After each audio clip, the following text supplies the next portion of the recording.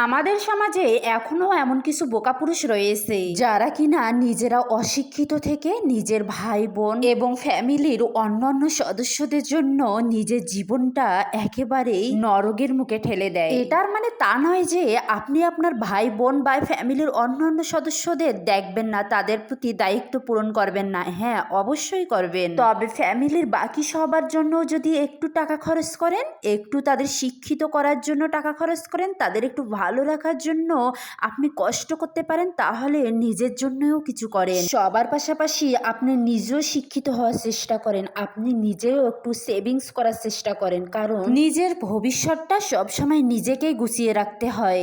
এমন হাজারো ইতিহাসের সাক্ষী রয়েছে যে বড় ভাই ছোট থেকে লেখাপড়া না করে নিজে অশিক্ষিত থেকে কোনো কাজে জড়িয়ে পড়ে, আর তারপর সেই টাকা দিয়ে তার ছোট ভাই বোনদের লেখাপড়া করিয়ে মানুষের মতো মানুষ করে।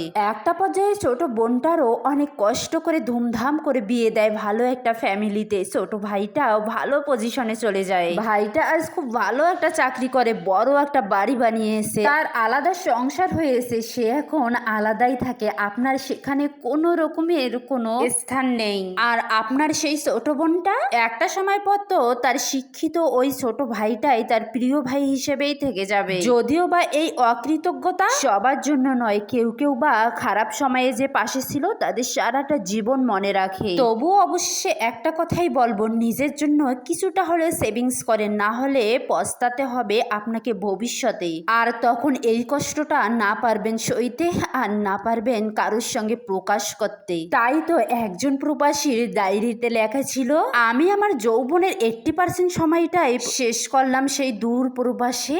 কাদের ভালো রাখার জন্য জানেন? আমার মা বাবা এবং আমার ছোট ভাই বোনদের ভালো রাখার জন্য। সদ্য বিবাহিত আমার এই স্ত্রীটাকেও তাদের কাছে রেখে গেছিলাম, কিন্তু তারা আমার স্ত্রীকেও একটুখানি আগলে রাখতে পারলো না। সে আজকে এ দোষ করেছে, কালকে এ ভুল করেছে, বলতে বলতে আমার কানটা ঝালাপালা করে দিত সবাই। এদিকে তাকে কিছু বললে সে বলতো, তোমার বাবা মা তোমার ভাই বোন তো এসব করেছে। এবার আপনারাই বলুন তো আমি কোন পাশে যাব, কার পাশে হয়ে কথা বলবো? সত্যি কথা বলতে প্রবাসীদের কষ্ট কেউ বোঝে না, কেউ বোঝার চেষ্টা পর্যন্ত করে না। প্রবাসীদের অবশ্য সবাই টাকা কারিগরের মেশিন ছাড়াই আর কিচ্ছু ভাবে না। সেই প্রবাসী ভাইটা আরো লিখেছিল যে আজ আমার প্রবাসের থেকে দেশে ফেরার দিন, আমার যেন বুকটা খুশিতে একেবারে ভরপুর হয়ে গেল। তবে আজ দেশে এসে দেখি আমার সেই কুড়ে ঘর থেকে আজ কত বড় একটা বিল্ডিং হয়েছে। যাক, আমার কষ্ট বুঝি আজ সার্থক হলো। কিন্তু বাবা ভাইয়ের সঙ্গে সবকিছু হিসাব নিকাশ করতে যেয়ে দেখি কিচ্ছু আমার নেই, সবকিছু আমার ভাইয়ের নামে করে দিয়েছে আমার বাবা। আর তখনও আমার বাবা কি বলছিল জানেন? তুই তো বিদেশে সব কিছু করতে পারবি বাবা, এটা থাক না তোর ছোট ভাইয়ের নামে।